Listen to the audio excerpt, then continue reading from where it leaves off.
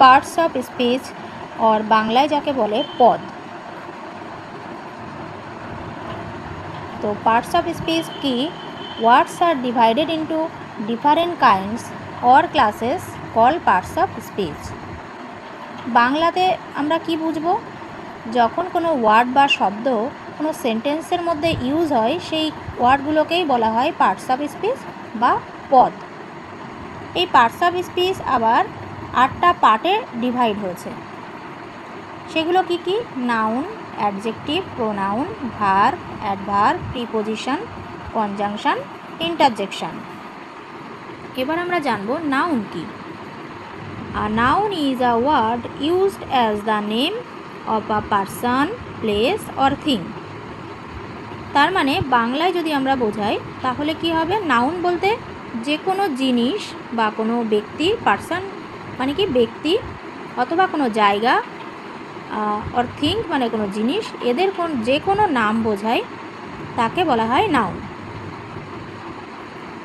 Adjective কি?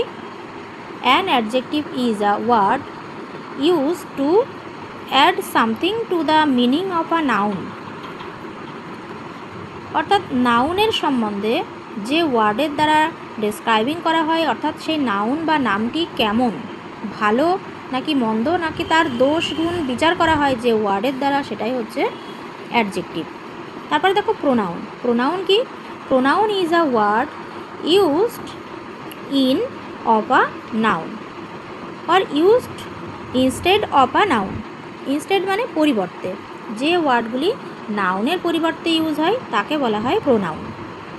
যেমন কোনো ছেলেদের জায়গায় বা ধরো কোনো একটা নামের পরিবর্তে বারবার একই নামটাই ব্যবহার না করে আমরা তার জায়গায় প্রোনাউন ইউজ করতে পারি।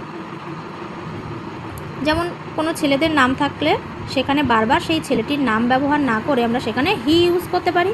আবার কোনো মেয়েদের নাম থাকলে সেখানে বারবার সেই মেয়েটির নাম ব্যবহার না করে আমরা তার পরিবর্তে শি ইউজ করতে পারি। আর কোনো জিনিস বা কোনো অ্যানিম্যালসের নাম থাকলে সেখানে তার পরিবর্তে আমরা ইট ইউজ করতে পারি। তারপরে দেখো verb. A verb is a word which tells us something about a subject or noun. It is a saying or a doing word. তার মানে ভার্ব মানে কি? এক কথায় বলতে গেলে verb is a doing word, মানে যে ওয়ার্ডের মাধ্যমে বা যে শব্দের মাধ্যমে শুধুমাত্র কাজ করা বোঝায়, সে এনি ওয়ার্ক, যেমন খাওয়া, শোয়া, যাওয়া, ঘোরা, পড়া, ঘুমানো, যে কোনো কিছু করা বোঝালে সেটাই হচ্ছে ভার্ব। তারপরে দেখো adverb. An adverb is a word which describe a verb. It adds to the meaning of a verb. It modifying a verb means যে ওয়ার্ড ভার্বকে ডেসক্রাইব করে সেই ওয়ার্ডগুলোকে বলা হয় অ্যাডভার্ব। যেমন ভার্ব মানে আমরা জানি কাজ, আর অ্যাডভার্বটা কি? সেই ভার্বটাকে মডিফাই করে, অর্থাৎ সেই কাজটা কেমনভাবে হচ্ছে সেটা যাচাই করে বা সেটা বোঝায়, সেই ওয়ার্ডই হচ্ছে অ্যাডভার্ব। তারপরে দেখো preposition. A preposition is a word which shows relation between a noun or a pronoun and some other word in a sentence. Preposition হচ্ছে সেই ওয়ার্ড যে ওয়ার্ড দ্বারা কোনো কিছুর পজিশনটাকে ঠিক করে। তারপরে দেখো কনজাংশন। কনজাংশন কি? A conjunction is a joining word. It joins two words or two sentences. দুটো সেন্টেন্স বা দুটো ওয়ার্ডকে আমরা যোগ করার জন্য বা অ্যাড করার জন্য সাধারণত যে ওয়ার্ড ইউজ করে থাকি সেটাই হচ্ছে কনজাংশন। কনজাংশনের এক্সাম্পল কি হতে পারে? অ্যান্ড হতে পারে, অ্যাজ হতে পারে, অর হতে পারে। আমরা নেক্সট ভিডিওতে এই যে 8টা পার্টস অফ স্পিচের যে পার্টগুলো আমরা জানছি এর বিষয়ে ডিটেলসে আমরা আলোচনা করব।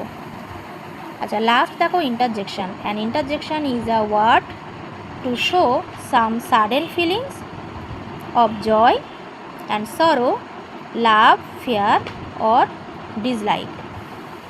ইন্টারজেকশন মানে হচ্ছে সাডেন ফিলিংস। সে সাডেন ফিলিংস সেটা কোনো আনন্দের হতে পারে বা দুঃখের হতে পারে। তখন সেই মুহূর্তগুলো আমরা যে ওয়ার্ডের মাধ্যমে বুঝিয়ে থাকি সেটাই হচ্ছে ইন্টারজেকশন।